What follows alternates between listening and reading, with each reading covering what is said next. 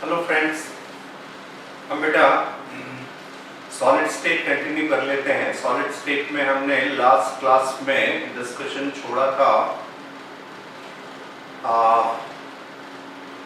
जो एटम्स या स्फीयर्स का जो अरेंजमेंट है उनके बारे में, और उसके अलावा हमने वॉइड्स वगैरह डिस्कस किए थे हमने, और उनके लोकेशन वगैरह के बारे में हमने बात करी थी। अब यहाँ पर कुछ आ जाता है सम इम्पोर्टेंट क्रिस्टल्स। इन इम्पोर्टेंट क्रिस्टल्स में एक है अपने पास यहाँ पर NaCl, this is called rock salt structure. इसके अलावा एक है अपने पास यहाँ पर ZnS, ये है अपने पास जिंक ब्लेंड स्ट्रक्चर। इसका वुडसाइड अलग है, ध्यान रखना, जिंक ब्लेंड स्ट्रक्चर। इसके अलावा अपने पास यहाँ पर है हमारे पास फ्लोराइड स्ट्रक्चर,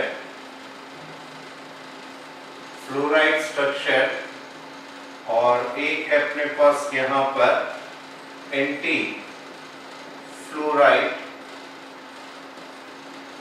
स्ट्रक्चर, और एक है बिल्कुल भी डिफरेंट है, वो है अपने पास यहाँ पर सीजियम क्लोराइड स्ट्रक्चर। ये सारे यहाँ पर अपने पास जो हैं FCC टाइप के हैं या CCP टाइप के हैं। These are all FCC और CCP टाइप, ठीक है। और CSCl जो है ये बिल्कुल भी डिफरेंट है, वो है अपने पास BCC टाइप का। तो बेसिकली हमें यहाँ पर जो पॉइंट ध्यान रखते हैं, इन सब में जो पॉइंट कॉमन रहेगा, नॉर्मली जो लार्जर आयन फॉर्म्स CCP, जो बड़ा आयन होगा वो यूजुअली CCP बनाता है। CCP का बनाना मतलब होता है कि इट इज प्रेजेंट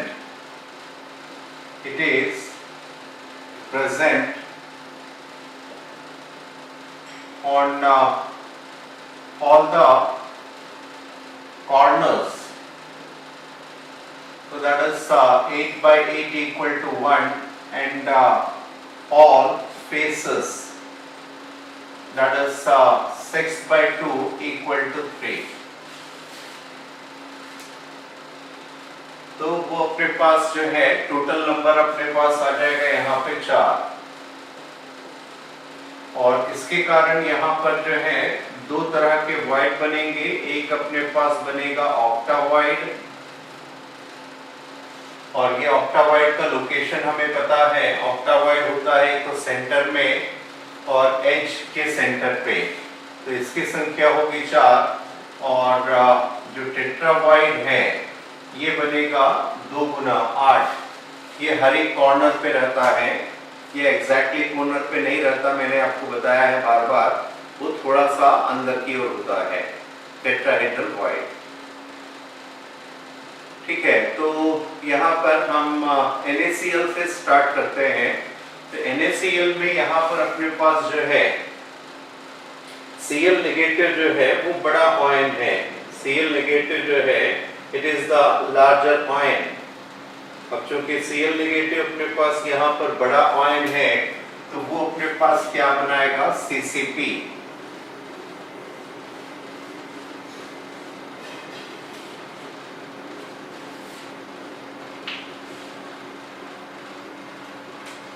यहाँ पर Cl negative is the larger one. यहाँ पर S2 नेगेटिव ये अपने पास लार्जर आयन है, और यहाँ पर कैल्शियम 2 पॉजिटिव लार्जर आयन है, और यहाँ पर O2 नेगेटिव लार्जर आयन है। तो चूंकि अपने पास Cl नेगेटिव लार्जर आयन है, ये अपने पास क्या बनाएगा, CCP फॉर्म्स CCP बनाएगा, मतलब ये अपने पास रहेगा सारे कॉर्नर्स पे, ऑल कॉर्नर्स तो ये आ जाएगा अपने पास यहाँ पर 8 इंटू 1/8 इक्वल टू 1 और सारे फेसेस पे तो that is 6 into 1/2 that is equal to 3। तो total number of Cl negative कितना हो गया 4। अब इसके CCP में रहने के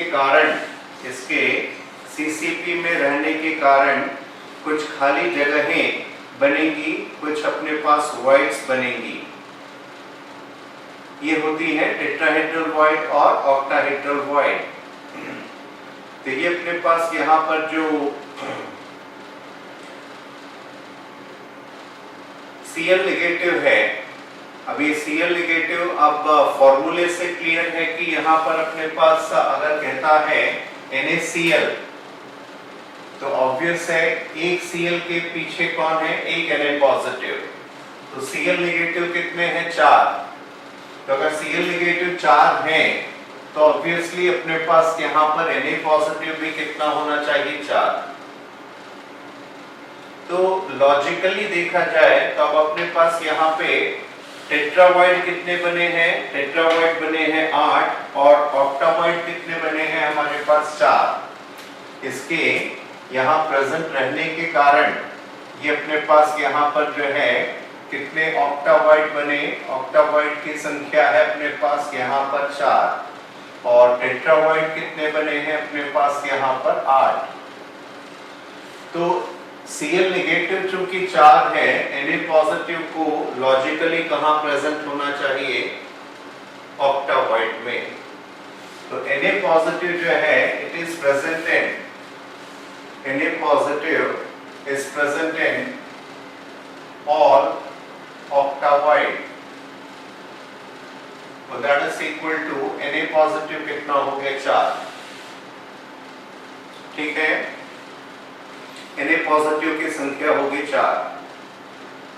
तो यहाँ पर अपने पास पहला पॉइंट बनेगा number of NaCl molecules per unit cell, number of NaCl molecules per unit cell।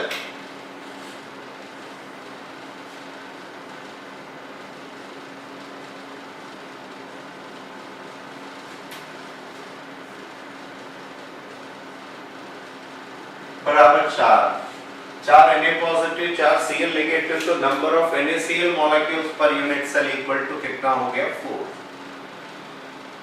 Number of NaCl molecules per unit cell equal to कितना हो गया 4। अब coordination number of Na positive, मतलब Na पॉजिटिव कितने Cl negative से घिरा हुआ है, Na पॉजिटिव कितने Cl नेगेटिव से घिरा हुआ है। तो मैंने पहले ही बताया था कि ऑक्टाहेड्रल वॉइड का कोऑर्डिनेशन नंबर कितना होता है 6। मतलब ये अपने पास यहाँ पर ऑक्टावॉइड कहाँ पर होते हैं, एक हमने बताया था सेंटर में, ये जैसे अगल बगल के 2 फेसेस हैं उन पे 2 एटम, ये आमने और सामने के और ये ऊपर और नीचे, और यहाँ पर क्या प्रेजेंट है Na पॉजिटिव। तो Na पॉजिटिव यहाँ पर प्रेजेंट है, तो ये कितने Cl नेगेटिव से घिरा हुआ है 6 से। कोऑर्डिनेशन नंबर Na पॉजिटिव का सेंटर वाले का कितना हो गया 6। और इसके अलावा यहाँ पर ये जो एजेस पे प्रेजेंट है,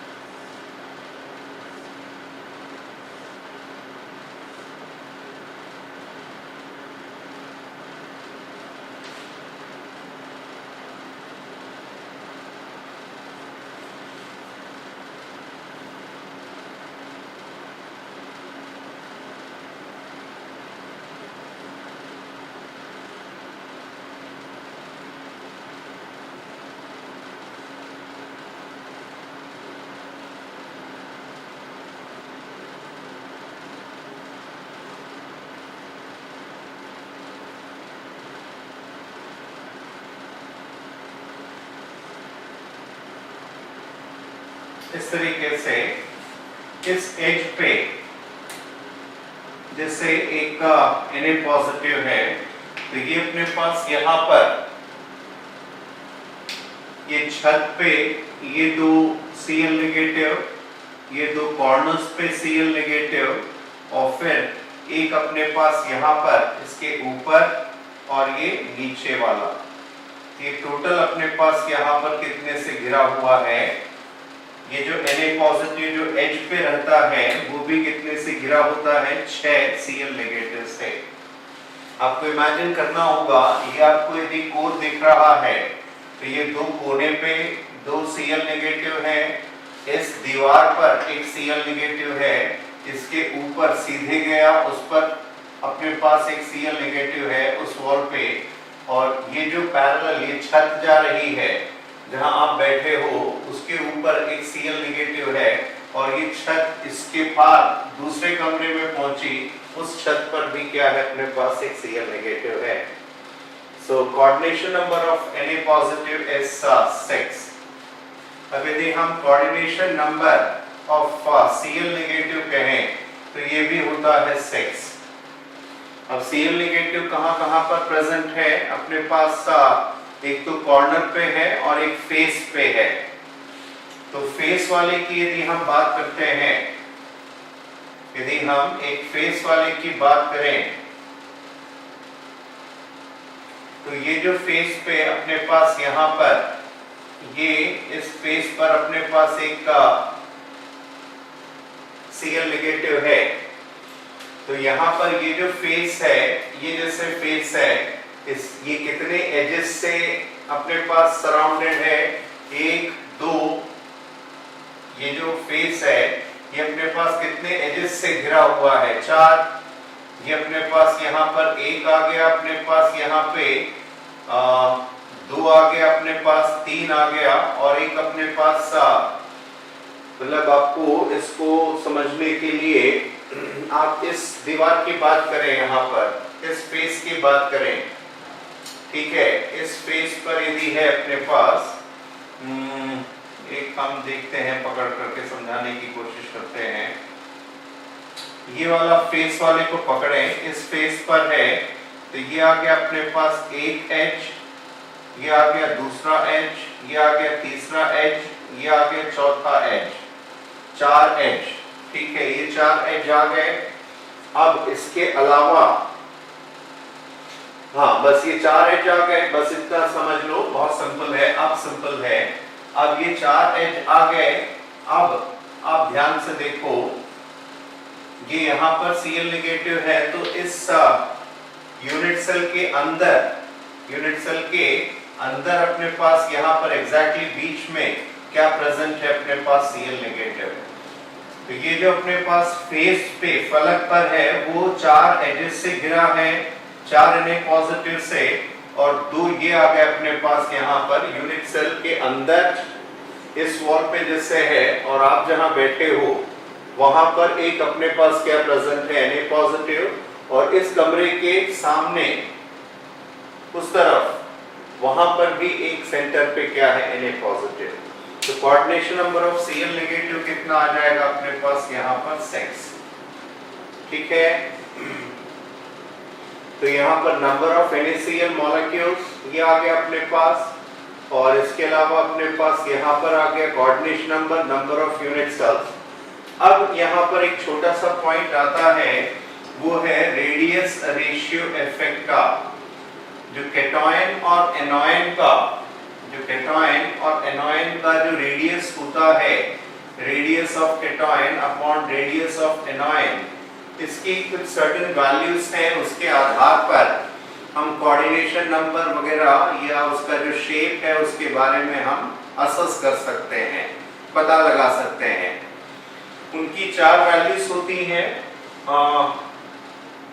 उनमें एक तो 1 से 0.732, एक होता है 0.732 से लेके 0.414, एक होता है 0.414 से लेके 0.225, आगे हम और डिस्कस करेंगे, और एक होता है 0.225 से लेकर के 0.155, ठीक है। तो यहाँ पर अपने पास जो है NaCl के लिए जो इसकी वैल्यू अपने पास यहाँ पर एक्सपेक्टेड है वो है 0.414 एक्सपेक्टेड है, ये होना चाहिए। लेकिन इसकी जो ऑब्जर्व वैल्यू आती है वो करीब करीब आती है 0.525। ये इसका एक्सपेक्टेड है और देखा जाता है यहाँ पर ये वैल्यू। इसका मतलब है जो भी Cl नेगेटिव उस यूनिट सेल के जो कोने पे प्रेजेंट हैं वो थोड़े से बाहर की ओर, सभी जो है थोड़े से बाहर की ओर निकल जाएंगे ताकि यहाँ पर Na पॉजिटिव जो है उस वर्ड में बैठ पाए। तो ये थोड़ा सा ध्यान रख लेना। इसके और जो अपने पास एग्जांपल्स हैं जो रॉक सॉल्ट स्ट्रक्चर शो करते हैं, उनके और एग्जांपल्स में यहाँ पर अपने पास आ जाएगा most of the halides of alkali metals. Alkali metals के हैलाइड्स जितने भी हैं सीजियम को छोड़ करके बाकी सारे आ जाएंगे अपने पास। और इसके अलावा अपने पास अल्कलाइन अर्थ मेटल्स के ऑक्साइड्स और सल्फाइड्स, इसमें BeS को छोड़ करके, ठीक है, इसमें BeS को, बेरिलियम सल्फाइड को छोड़ करके। इसके अलावा अपने पास यहाँ पर एक जो FeO है फेरस ऑक्साइड, उसका भी रॉक सॉल्ट स्ट्रक्चर होता है FeO। और इसके अलावा CaC2 का, कैल्शियम कार्बाइड का भी अपने पास यहाँ पर क्या होता है, रॉक सॉल्ट स्ट्रक्चर होता है। मतलब उसमें FeO में यदि हम FeO की बात करेंगे तो जो O2 नेगेटिव है, Cl नेगेटिव की जगह आपकी बार आ जाएगा ये जो O2 नेगेटिव है ये CCP बनाएगा। तो O2 नेगेटिव की संख्या कितनी हो जाएगी, 4। और जो Fe2 पॉजिटिव है वो अपने पास सारे के सारे ऑक्टावॉइड में रहेगा, तो वो भी कितना हो जाएगा यहाँ पर, 4। वैसे ही कैल्शियम कार्बाइड में C2 नेगेटिव CCP बनाता है। कैल्शियम कार्बाइड में C2 नेगेटिव जो है वो CCP बनाता है।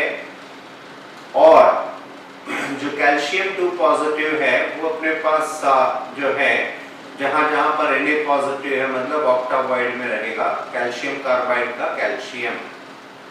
इसमें एक टिपिकल क्वेश्चन आता है कभी कभी, कहता है कि एक यूनिट सेल में, लेकिन उसका लैंग्वेज थोड़ा ध्यान रखना पड़ेगा, एक यूनिट सेल में if there are 14 Cl negative in an unit cell, एक यूनिट सेल की बात कर रहा है वो कि एक यूनिट सेल में अपने पास यदि 14 हमारे पास 14 Cl नेगेटिव हो, तो 14 Cl नेगेटिव हो तो how many Na positive ions are there in one unit cell की बात कर रहा है वो। लैंग्वेज सुनो ध्यान से, कहता है कि एक यूनिट सेल में यदि 14 Cl नेगेटिव आयंस हो तो Na पॉजिटिव की संख्या कितनी होगी, how many Na positive ions are there. तो यूजुअली लगता तो यही है कि अगर 14 Cl नेगेटिव है तो 14 Na पॉजिटिव होना चाहिए, लेकिन इसको यदि आप थोड़ा सा और बारीकी से समझ के देखो तो 14 Cl नेगेटिव कहाँ से आया। 14 Cl नेगेटिव आया अपने पास यहाँ पे 8 कोने पे 8 Cl नेगेटिव, और उसके अलावा फेसेस, हर एक फेस पे 6 फेसेस में है, हर एक फेस पे Cl नेगेटिव है, तो टोटल कितना हो गया 8 + 6 = 14। तो यहाँ तक ठीक है। तो फिर Na पॉजिटिव, अब Na पॉजिटिव कहाँ पर है, सारे एजेस पे, एजेस कितने हो गए 12, और उसके अलावा एक सेंटर में 13। तो ये थोड़ा ध्यान रख लेना। एक यूनिट सेल में यदि कहता है 14 Cl नेगेटिव है तो Na पॉजिटिव कितने होंगे 13, ठीक है। ये टिपिकल केस है, याद रख लेना। नाउ ये आगे अपने पास यहाँ पे NaCl का स्ट्रक्चर या रॉक सॉल्ट स्ट्रक्चर, ठीक है। अब नेक्स्ट है अपने पास यहाँ पे ZnS zinc blende. Zinc blende में S2 नेगेटिव ये क्या है, it is the larger ion, तो ये क्या बनाएगा CCP, तो CCP बनाएगा, तो ऑब्वियसली S2 नेगेटिव का नंबर कितना हो गया अपने पास यहाँ पर 4। अब इसके कारण ये दो स्थितियां बनी, टेट्राहेड्रल वॉइड बना अपने पास 8 और ऑक्टाहेड्रल वॉइड बना 4, ठीक है। तो अब Za2 पॉजिटिव, अब फॉर्मूले के हिसाब से अगेन अगर हम देखें फॉर्मूले के हिसाब से ये अपने पास यहाँ पे 4 अगर S2 नेगेटिव है तो 4 ही क्या होना चाहिए, Zn2 पॉजिटिव होना चाहिए, और उस हिसाब से देखा जाए तो इसको कहां पर प्रेजेंट होना चाहिए, ऑक्टाहेड्रल वॉइड में। लेकिन यहाँ पर एक छोटी सी प्रॉब्लम है, जो जिंक है ये अपने पास यहाँ पर scandium, titanium, vanadium, chromium, manganese, iron, cobalt, निकल, कॉपर, जिंक, ये काफी ज्यादा राइट साइड पे प्रेजेंट है, और इस वजह से जिंक का जो एटॉमिक साइज है वो काफी कम होता है, ये काफी छोटा होता है। और अगर ये काफी छोटा है तो ऑब्वियसली ये अपने पास यदि बड़े ऑक्टावॉइड में रहेगा, ऑक्टावॉइड का साइज अष्टफलकी रिक्ति का जो आकार है वो टेट्रावॉइड के मुकाबले ज्यादा है, 0.414 R, जबकि टेट्राहेड्रल वॉइड के लिए होता है 0.225 R। तो ऑब्वियसली अगर जिंक ऑक्टावॉइड में प्रेजेंट रहेगा तो वो उतने क्लोजली फिट नहीं बैठेगा, और इसलिए यहाँ पर Zn2 पॉजिटिव कहाँ चला जाता है, टेट्राहेड्रल वॉइड में। लेकिन क्रिस्टल को तो न्यूट्रल होना चाहिए, क्रिस्टल को न्यूट्रल होना चाहिए, और न्यूट्रलिटी मेंटेन करने के लिए जो जितने S2 नेगेटिव हैं, जितने S2 नेगेटिव हैं उतने ही अपने पास क्या होने चाहिए, Zn2 पॉजिटिव। अब ऑक्टावॉइड कितने बने हैं, 8, लेकिन न्यूट्रलिटी के लिए Zn2 पॉजिटिव इनमें से आधे टेट्राहेड्रल वॉइड में रहता है, तो यहाँ पर ये आ जाएगा Zn2 पॉजिटिव जो है, Zn2 positive is present in half of the tetravoid. तो इसकी संख्या कितनी हो गई अपने पास, 4, और number of ZnS molecules per unit cell equal to कितना हो गया, 4। अब बचता है coordination number of Zn2 positive, coordination number of Zn2 positive. अब Zn2 पॉजिटिव कहां पे प्रेजेंट है, टेट्राहेड्रल वॉइड में, और टेट्राहेड्रल वॉइड का कोऑर्डिनेशन नंबर कितना होता है, 4। मतलब टेट्राहेड्रल वॉइड मैंने आपको बताया था कि टेट्राहेड्रल वॉइड हमारे पास इस तरह से बन रहा है, ये अपने पास यहाँ पे इस तरीके से ये 3 स्फीयर और ये 4, इनके आने के कारण बीच में जो खाली जगह बची वो है टेट्राहेड्रल वॉइड, वहां पर कौन प्रेजेंट है, Zn2 पॉजिटिव। तो Zn2 पॉजिटिव कितने S2 नेगेटिव से घिरा है, 4 से, ठीक है। कोऑर्डिनेशन नंबर Zn2 पॉजिटिव का कितना हो गया, 4। नाउ जो S2 नेगेटिव है उसका coordination number of S2 negative,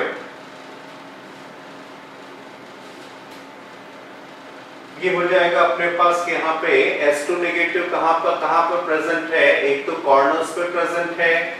यदि हम किसी कॉर्नर को पकड़ें, वो कॉर्नर कितने यूनिट सेल से घिरा हुआ है, 8 से। हर एक कॉर्नर जो है वो अपने पास यहाँ पे कितने से घिरा हुआ है, 8 यूनिट सेल से घिरा है, और 8 कोनों के अंदर की ओर क्या है, टेट्राहेड्रल वॉइड। लेकिन Zn2 पॉजिटिव उनमें से आधे टेट्राहेड्रल वॉइड में ही प्रेजेंट है। दैट मीन्स जो कोने पे S2 नेगेटिव है वो कुल कितने Zn2 पॉजिटिव से घिरा होगा? 4 से। और यदि हम फेस वाले को पकड़े तो एक जो फेस है उसमें अपने पास वो कितने कोनों से जुड़ा हुआ है?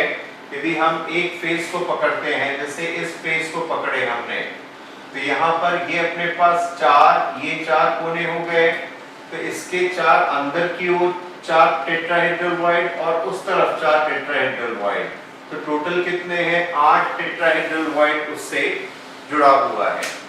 लेकिन Zn2 पॉजिटिव सारे टेट्राहेड्रल वॉइड में नहीं है, बल्कि वो उसके आधे में है।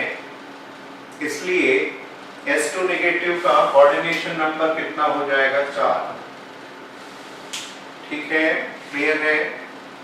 और थ्योरेटिकली ZnS में भी यही एक मुद्दा बनता है अपने पास कि जो इनका जो Zn2 पॉजिटिव और S2 नेगेटिव का जो एक्सपेक्टेड वैल्यू है वो है 0.225। जो एक्सपेक्टेड वैल्यू है वो है 0.225, लेकिन जो ऑब्जर्व वैल्यू आती है वो है अपने पास 0.4 के आसपास। तो यहाँ पर भी वही मुद्दा उठेगा। ये अगर आप ध्यान रख सकते हो तो ठीक है, अदरवाइज छोड़ देना। ठीक है, तो फिर यही मुद्दा होता है कि S2 नेगेटिव थोड़ा सा बाहर की ओर फैलता है ताकि वो Zn2 पॉजिटिव वहां पर फिट बैठ पाए। ठीक है, तो ये एक मुद्दा आता है। और इसके और जो एग्जाम्पल हैं वो है अपने पास CuCl है, CuBr है, CuI है, AgI है। CuCl, CuBr, CuI और AgI, ये इसके और एग्जाम्पल्स हैं जिंक ब्लेंड स्ट्रक्चर के। वुडजाइड स्ट्रक्चर ध्यान रखना, वो अपने पास हेक्सागोनल स्ट्रक्चर है। ठीक है, तो वो डिफरेंट है अपने पास यहाँ पर। और जिंक ब्लेंड स्ट्रक्चर अपने पास यहाँ पर डायमंड भी शो करता है। Zinc blende structure, zinc blende structure diamond भी शो करता है। तो यहाँ पर एक क्वेश्चन आता है कि डायमंड में चूंकि अपने पास यहाँ पर जो है जिंक ब्लेंड स्ट्रक्चर शो करता है, तो number of carbon items per unit cell कितना होगा? अब यहाँ पे डायमंड में S2 नेगेटिव की जगह पर भी कार्बन है और Zn2 पॉजिटिव की जगह पर भी कार्बन है, तो total number of carbon items per unit cell आ जाएंगे हमारे पास 8। 4 Zn2, 4 S2 नेगेटिव का 4 कार्बन और 4 Zn2 पॉजिटिव का, तो ये 4 4 8 होंगे यहाँ पर, ध्यान रख लेना। ठीक है, तो ये है zinc blende structure. Now comes the rock salt structure. Rock salt structure में रॉक सॉल्ट में फ्लोराइड स्ट्रक्चर, इसमें कैल्शियम 2 पॉजिटिव जो है it is the larger ion, calcium 2 positive. तो ये अपने पास जो है इट फॉर्म्स CCP, और इट फॉर्म्स CCP मतलब ये सारे कॉर्नर्स पे है और सारे एजेस पे भी है, सारे फेसेस पे भी है। तो कैल्शियम 2 पॉजिटिव की संख्या कितनी हो गई? 4। अब उसने 2 तरह के वॉइड बना दिए, टेट्रावॉइड और ऑक्टावॉइड। अब फॉर्मूले के हिसाब से देखो तो हर एक कैल्शियम पे कितने फ्लोरीन है? 2। तो अगर 4 कैल्शियम है तो फ्लोराइड कितने होने चाहिए? 8। और इसी वजह से ये सारे के सारे फ्लोराइड जो है वो कहाँ प्रेजेंट रहेंगे? All tetrahedral void. मतलब जो अपने पास F नेगेटिव है, F नेगेटिव सारे टेट्राहेड्रल वॉइड में है, मतलब इसकी संख्या कितनी हो गई? 8। अब number of calcium fluoride molecules per unit cell, प्रति इकाई सेल अपने पास यहाँ पर कैल्शियम फ्लोराइड कितने होंगे? तो एक CaF2 मतलब एक कैल्शियम और 2 इसमें से 8 में से 2 मिलकर के एक CaF2 बनाएगा। तो 4 कैल्शियम और 8 मिलके कितने मॉलिक्यूल्स बनाएंगे? 4। So number of calcium fluoride molecules कितने हो जाएंगे पर यूनिट सेल? 4। अब कोऑर्डिनेशन नंबर कैल्शियम 2 पॉजिटिव का और कैल्शियम इसका F नेगेटिव का कोऑर्डिनेशन नंबर सिंपल है। क्यों? क्योंकि वो कहां प्रेजेंट है? टेट्राहेड्रल वॉइड में, समचतुष्फलक की रिक्ति में। तो उसका तो कोऑर्डिनेशन नंबर कितना हो गया? 4 हो गया। उसका कोऑर्डिनेशन नंबर हो गया 4। लेकिन कैल्शियम 2 पॉजिटिव की यदि हम बात करें तो कैल्शियम 2 पॉजिटिव जो कोने पे प्रेजेंट है, हर एक कोना मैंने आपको बताया था, हर एक कोना टोटल कितने यूनिट सेल से घिरा होता है? 8 यूनिट सेल से। जो हर एक कॉर्नर है वो 8 यूनिट सेल से घिरा हुआ है और सभी यूनिट सेल के अंदर कॉर्नर पे 8 टेट्राहेड्रल वॉइड होंगे, समचतुष्फलक की रिक्तियां होंगी और उन 8 में अपने पास क्या प्रेजेंट है? Calcium 2 positive. तो फिर उसमें सभी में क्या प्रेजेंट है? F negative. तो कैल्शियम 2 पॉजिटिव जो कोने पे है वो कितने फ्लोराइड आयन से घिरा है? 8 से। और फेस वाले को पकड़ें तो एक फेस वाला जो कैल्शियम है वो ये 4 कोने इस तरफ अंदर के और दूसरे यूनिट सेल के अंदर की ओर 4 कॉर्नर। तो 8 वहां पे भी, वो भी कितने से घिरा हुआ है? फेस वाला वो भी टोटल 8 कॉर्नर से घिरा हुआ है। तो 8 कोनों पे अपने पास जो है टेट्राहेड्रल वॉइड में F नेगेटिव है। तो कैल्शियम 2 पॉजिटिव का कोऑर्डिनेशन नंबर कितना हो गया? 8। कैल्शियम 2 पॉजिटिव का कोऑर्डिनेशन नंबर हो गया 8। ठीक है। इसके और जो एग्जांपल्स हैं हमारे पास वो है स्ट्रोंशियम फ्लोराइड है, कैडमियम फ्लोराइड वगैरह, इसके और एग्जांपल्स में हमारे पास आ जाता है। ठीक है। और एंटीफ्लोराइड जस्ट अपोजिट है बेटा। अब इसमें कैल्शियम 2 पॉजिटिव की जगह पर O2 नेगेटिव, ये बड़ा आयन है तो ये CCP बनाएगा। तो O2 नेगेटिव जो है ये कहां पर? उसकी संख्या कितनी हो जाएगी? 4। और जो Na पॉजिटिव है वो अपने पास सभी टेट्रावॉइड में है तो ये हो गया डबल। तो number of Na2O molecules per unit cell equal to 4। और ये अपने पास यहाँ पर जो O2 नेगेटिव का जो कोऑर्डिनेशन नंबर है वो है 8 और Na पॉजिटिव का कोऑर्डिनेशन नंबर कितना हो जाएगा? 4। ठीक है। जस्ट अपोजिट है, फ्लोराइड का बिल्कुल अपोजिट है एंटी फ्लोराइड स्ट्रक्चर। ठीक है। और इसमें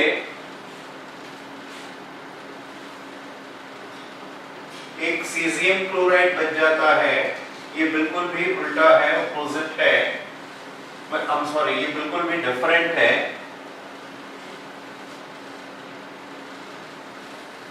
ये है अपने पास BCC, बॉडी सेंट्रेड क्यूब। तो बॉडी सेंट्रेड क्यूब में ये अपने पास यहाँ पर सीजियम क्लोराइड आ जाएगा।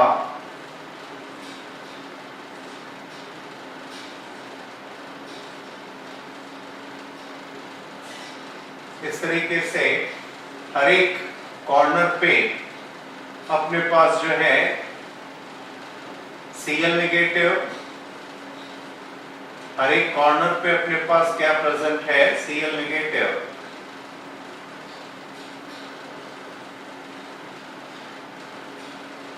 ये आ गया अपने पास Cl नेगेटिव। तो Cl नेगेटिव की संख्या कितनी हो जाएगी? 8 कॉर्नर पे है, कंट्रीब्यूशन 1/8 इक्वल टू 1।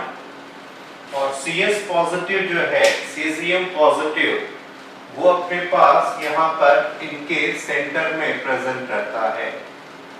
ये है अपने पास सीजियम, तो सेंटर में है तो उसका कंट्रीब्यूशन कितना हो गया 1। अब कोऑर्डिनेशन नंबर की बात उठी, जो CS पॉजिटिव है वो CS पॉजिटिव कितने Cl नेगेटिव से घिरा है 8 से, तो CS पॉजिटिव का कोऑर्डिनेशन नंबर वो हो गया अपने पास 8। और ये जो अपने पास कोने पे, हर एक कोने पे जो Cl नेगेटिव है, हर एक कोने पे जो Cl नेगेटिव है वो यहाँ पर कितने CS पॉजिटिव से घिरा हुआ है। एक एक Cl नेगेटिव अपने पास जो है कितने CS पॉजिटिव से घिरा है। तो एक जो कोने वाला है वो टोटल अपने पास यहाँ पर कितने यूनिट सेल से घिरा हुआ है 8। हर एक कोने वाला जो अपने पास Cl नेगेटिव है वो टोटल कितने यूनिट सेल से सराउंडेड है 8। और आठों के कॉर्नर पर अपने पास क्या प्रेजेंट है CS पॉजिटिव, तो ऑब्वियसली उसका भी कोऑर्डिनेशन नंबर कितना होगा अपने पास 8। और number of CSCl molecules per unit cell बराबर कितना हो जाएगा 1।